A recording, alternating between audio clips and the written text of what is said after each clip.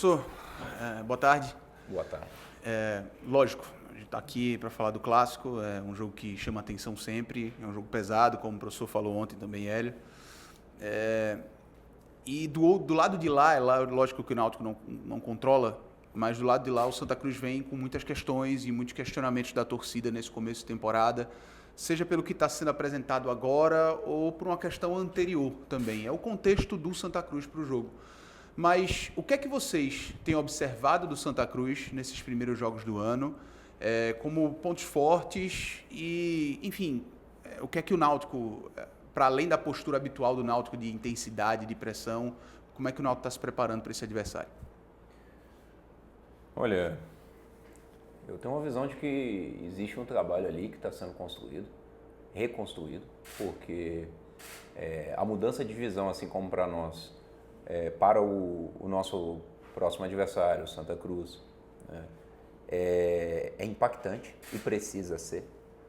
Eu acho que eles estão desenvolvendo um trabalho pensando naquilo que eles têm dentro do ano, assim como nós, por exemplo. Vejo uma capacidade, sim, dos profissionais que estão do lado de lá de desenvolver tranquilamente esse trabalho. Falar sobre o adversário, sobre a dificuldade desse jogo, é literalmente chover no molhado. Nós temos um clássico. E independente das condições que Náutico está, que ambas as equipes estão, nós estamos indo para um jogo aberto. E é o lado que eu, particularmente, aí é uma opinião, adoro de um clássico, adoro da característica dos clássicos, que é você ter um jogo franco, um jogo aberto, um jogo que o nível de ansiedade sobe, o nível de importância, né? O nível de dedicação pela importância que esse jogo tem na tomada de decisão de um atleta, né? No resultado, que muitas vezes é ponto de virada de chave para muitos clubes. E isso é histórico, não é só dentro deste clássico, mas todo e qualquer jogo nesse perfil toma uma proporção maior em função, naturalmente, da importância histórica. Guilherme, boa tarde. Eu queria que você falasse um pouquinho, são momentos distintos, né, Santa Cruz e Náutico, eu acho que isso é um fato, mas não a título de comparação, mas eu queria saber como você define o momento do Náutico hoje, assim, como é que você define a campanha, o desempenho, os gols feitos, os poucos gols sofridos, como é que você definiria essa campanha? E uma segunda parte aí sim sobre o clássico, o Náutico entra defendendo um tabu desde 2020, o Náutico não perde para o Santa Cruz. Eu queria saber de você se isso de alguma forma entra no vestiário, se isso de alguma forma é comentado com os jogadores, se a questão de não perder há tanto tempo para o Santa também é falado. Olha, em primeiro lugar, com relação ao Náutico, vejo que nossa equipe está num ponto ainda de maturação, né? Existe um nível ainda considerável para a gente alcançar. Nós estamos relativamente distante de alguns pontos que nós consideramos importantes para alcançarmos. Um dos pontos, por exemplo, são os aspectos, sim, táticos, alguns desenvolvimentos ainda defensivos, né? Algumas ações importantes em alguns momentos do jogo que praticamente só o jogo cria, né? Pontos defensivos de contra-ataque, né? Ações ofensivas e você atacar e ao mesmo tempo defender com seu posicionamento caso você perca a bola, né? O desenvolvimento, sim, do grupo como um todo. Antes de dar a entrevista, antes de fazermos o jogo, dei a entrevista aqui falando sobre titularidade, porque foi me questionado essa questão, esse ponto. E eu mencionei, nós não temos um time titular, nós temos um elenco titular. As contratações foram feitas pensando nisso. Acho que foi um passo muito importante dentro da construção do Náutico, essa demonstração. Então, esse jogo nós não tivemos um adversário menos ou mais qualificado do que os outros. Vejo num equilíbrio muito próximo os 4 jogos que a gente teve em termos do que a gente enfrentou, em qualidade mesmo. E nós estamos crescendo, evoluindo, independente de quem esteja lá dentro. Volto a dizer, nós tivemos 9 mudanças e nós não sentimos nada delas.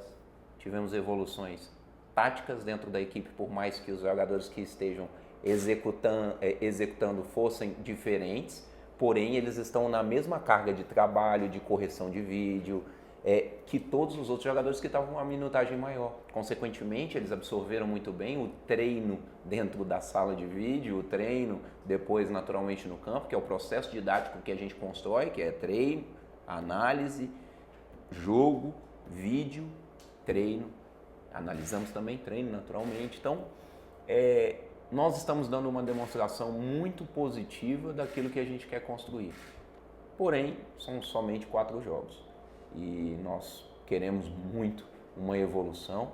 Analisamos o passado quanto ao número de jogos. É importante observarmos que nos últimos 5 anos o Náutico nunca tinha iniciado um ano assim. Porém, no último não é o melhor dos anos, então não tem por que a gente ter empolgação. São 2021, se eu não me engano, éramos nós aqui. Então foram 7 jogos, 7 vitórias. Tem coisas para serem feitas, tem muita coisa para ser alcançada, não tenha dúvida. Então a gente sempre tem que botar o pé no chão e entender que num passado dentro do clube tem muita coisa positiva para a gente bater como meta. E a gente trabalha em cima um pouco dessas situações. Com relação ao clássico, nível de dificuldade, mais uma vez, altíssimo, independente do trabalho que vem sendo feito pelo Santa Cruz. Não cabe a nós julgarmos, né? Sei que a opinião pública julga de uma forma, que talvez, poxa, o Náutico está num momento, o Santa Cruz está num outro momento. Acho que as pessoas que estão observando hoje o Santa Cruz, torcendo para o Santa Cruz, quem sou eu para julgar isso? Mas dando a minha opinião, acho que as pessoas têm que entender que o Santa Cruz vem de um momento muito positivo dentro da história recente. É um acesso, é uma mudança da capacidade financeira do clube, é uma mudança da cultura do clube. Existem inúmeras coisas positivas. Alguns se apegam às coisas negativas. Eu prefiro muito bem olhar para o Santa Cruz como um time que estava na 4ª divisão, na maneira de dizer, numa dificuldade absurda, quase que sem saída, e hoje respira e respira bem. Né? Agora, claro, para você galgar, você não vai sair ganhando de cabo a rabo um campeonato, você não vai sair construindo um clube novamente de forma simples e objetiva. Não, hoje você tem adversários, tem competições, ao mesmo tempo precisa construir o clube. Então vejo um adversário hoje realmente, não só historicamente, mas momentaneamente, com um potencial muito grande. Guilherme, aprofundando um pouco nessa questão do jogo de ontem, das 9 mudanças, o que é que o jogo de ontem mostrou para vocês em termos de nível de homogeneidade técnica, física do elenco, já que eu sei que vocês prezam muito sobre esse ponto. E também outro ponto específico, Toró e Reginaldo, como é que está a situação dos dois, já que foram atletas que saíram ontem por questão física também? Perfeito. Olha, mais uma vez, motivo de alegria da nossa parte, né, entendendo que nós temos uma construção dos aspectos táticos, técnicos, mas, como você bem mencionou, do aspecto físico também. Dentro dessa construção a gente vê progressão nos números e isso é fundamental. Os nossos números de volume só não progrediram por causa da expulsão, eu esperava a expulsão, não do Ramon especificamente. Você espera a expulsão quando o árbitro tem uma média de quase uma expulsão por jogo nos últimos 10 jogos. Então é natural você esperar, talvez para o nosso lado, talvez para o lado do adversário, mas eu esperava esse, na minha opinião, descontrole, mas faz parte do campeonato, a gente tem que entender. E se não fosse isso, a gente bateria com certeza, porque a gente igualou o volume, né, coletivo do melhor jogo nosso, que tinha sido o jogo, naturalmente, o jogo passado. Então a gente vem mostrando evolução. A alta intensidade coletiva foi a melhor nos últimos jogos. Nós já batemos 7.500 metros em alta intensidade. Nós estamos com um GPS diferente e existe só na parte de alta intensidade, não em volume, mas na parte de alta intensidade existe uma diferença, tá? que nós estamos considerando entre um GPS e outro. A gente ainda vai fazer o comparativo, tem atletas utilizando os 2 GPS ao mesmo tempo. A gente vai pegar um N aí considerável de amostras para entender o padrão dessa diferença, que vai girar em torno de 10% a 13%. Então, se a gente levar em consideração em torno de 10% de diferença, ou seja, no polar nós estaríamos a 8.500 metros em alta e nós estamos 800.000 metros abaixo, então a gente estaria já em 8.500 metros em alta num jogo como o passado. Então nós estamos progredindo e muito bem. Nós já chegamos num nível que o ano passado era nível de corte alto nosso, e é natural, porque nós progredimos já para isso, pegamos um elenco relativamente já adaptado à nossa realidade, conduzimos um mercado pensando nisso, o professor comentou isso na última entrevista, dando uma importância muito grande a isso, e a gente consegue realmente elevar o nível, qualificar tecnicamente, não tecnicamente o elenco, mas também fisicamente, para que eles possam cumprir essas exigências que são muito grandes e, consequentemente, têm um impacto grande no jogo. Guilherme, queria que você falasse a respeito da preocupação com a parte física nesse começo, nessa maratona que o Náutico já viveu e ainda vai viver. Que tipo de ganho você espera ter no Clássico por ter tirado alguns jogadores no jogo passado? Que diferença isso vai fazer? Queria que você pudesse falar também sobre o Paulo Sérgio, como é que ele está nesse aspecto. Vamos lá, só me desculpa que eu não respondi do Toró e do... Perfeito, eu vou falar sobre a diferença entre um e outro, mas antes eu preciso fazer a pergunta se você quiser. Responder. Toró, ele está fora do jogo. O Reginaldo ele vai ser analisado amanhã. O Reginaldo ele saiu para eu fiquei um pouco assustado até na hora, eu falei, porra, desculpa a palavra, mas é literalmente isso. Porra, eu fiquei pé da vida porque o jogador está performando absurdo, está muito bem fisicamente, tecnicamente, já está começando a entrar no nosso ritmo de jogo, taticamente tudo, mas ele saiu, na verdade, com um peso na posterior. Então, quando ele chegou no banco, ele já informou, professor, foi mais um peso do que algo que ele tenha sentido, porque é uma sensação muito clara e evidente, tá? Você sente uma linha do músculo puxar e a gente já sabe que provavelmente ali é uma pequena lesão e a gente só tem que entender o grau. Mas muitas vezes você sente o peso, tá? Você sente meio que o músculo embolar, que foi a realidade dele. E aí a gente precisa entender até que ponto isso gerou talvez uma lesão grau 1, talvez somente um edema ou nada, literalmente. Então a gente vai entender daqui para amanhã.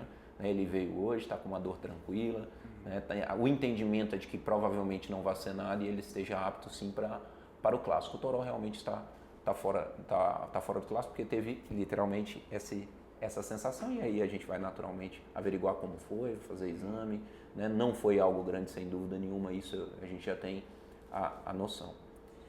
Agora com relação à sua pergunta, que é a diferença, qual a diferença que traz para nós nessa questão física, não ter jogado o jogo passado e ir para o Clássico, mais uma vez trago o que comentei antes do jogo do Jaguar.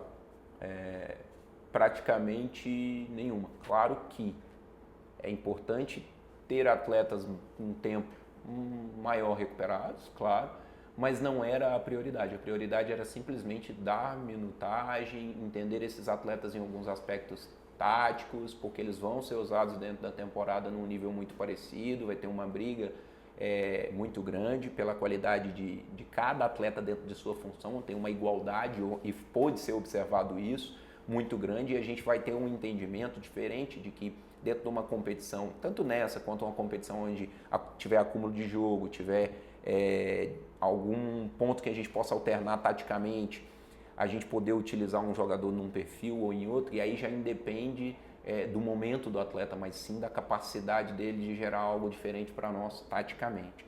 Então, a ideia nossa foi dar tempo a esses atletas, enxergá-los, enxergar circunstâncias diferentes, perfis de ataque diferentes, por exemplo, né, que foi o que a gente tentou para esse último jogo.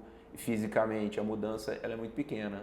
A gente passa a correr mais risco depois do quinto, sexto jogo em sequência, quarta, domingo, então estaríamos tranquilamente preparados para ter feito o jogo do Jaguar com uma equipe parecida, fazer o jogo do Santa Cruz com uma equipe parecida e aí sim começar estatisticamente a correr um risco um pouco maior, né, com esses atletas. Então a ideia nossa não tem muita correlação física, mas sim tem certa vantagem se a gente utilizar algum jogador que não jogou no jogo passado. E o Paulo Sérgio, como é que ele está no aspecto físico? Está muito bem, treina hoje tranquilamente, a gente poupou ele bem, porque ele estava com excesso de dores, que é natural. O Paulo vem, já mais uma vez também trouxe aqui, o Paulo vem performando num nível muito alto, né? Fez um jogo no nível muito alto contra o Sport, terminou.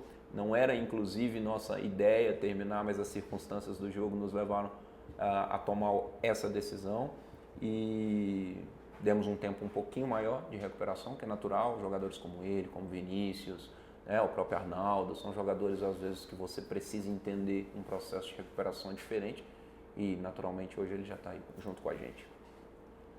Guilherme, falando de arbitragem para esse clássico, Eu acho que é um ponto relevante porque não só pelo árbitro que vai comandar a partida, o árbitro FIFA, eleito pouco tempo atrás o melhor árbitro do Brasil, Rodrigo Pereira, mas também por ter VAR.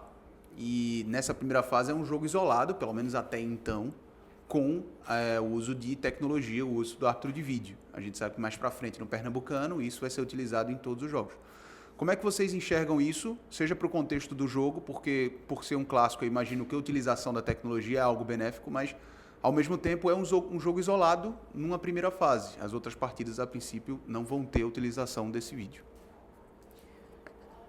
Olha, para mim é o melhor árbitro para apitar, sendo muito sincero. Eu sou extremamente crítico à parte técnica, principalmente dos árbitros. Né? Eu não me apego ao comportamental muito, eu acho que eu tenho que me ater àquilo que impacta no jogo. A parte técnica do Rodrigo, principalmente se ele entregar as métricas que ele tem nos campeonatos nacionais, ele vai nos entregar, na minha opinião, um jogo de qualidade. Porque o que o árbitro tem que fazer não é só controlar o jogo, é entregar um jogo de qualidade para quem está assistindo também. E jogo de qualidade hoje é tempo de bola rolando.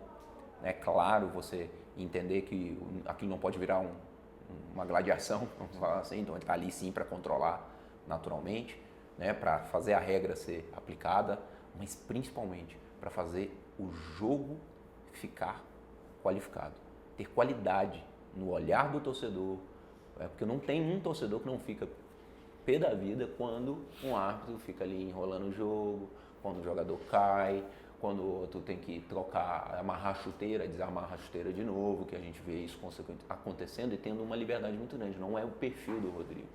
O Rodrigo é um árbitro que está acostumado e por isso que ele chegou até onde chegou, porque ele estudou a parte técnica, ele viu quais são as exigências e eu posso falar isso com tranquilidade, porque trabalhei na minha carreira 3 anos na arbitragem, 2 anos e meio, não vou mentir, 2 anos e meio na arbitragem, na Federação Paulista, sei da exigência, até hoje converso com grandes amigos que estão na Federação, analista de arbitragem da Federação Paulista, o Bernardo, que foi um dia analista de futebol, converso com ele para saber quais estão sendo as novas exigências para a arbitragem, para fazer o jogo correr.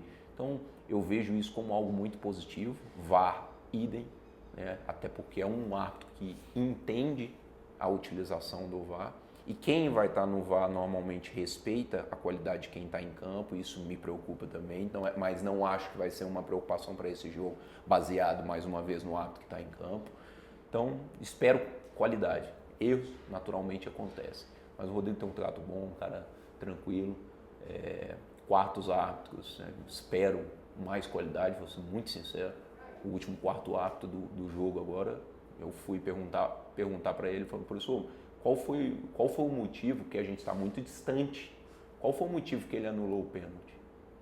Ele falou, nesse tom você não fala comigo. Eu falei, pô, qual o tom que eu preciso ajustar? Me explica então, porque até agora eu não te xinguei, não falei nada, eu não, diferente de outros, pode ser, mas muito difícil me ver xingar.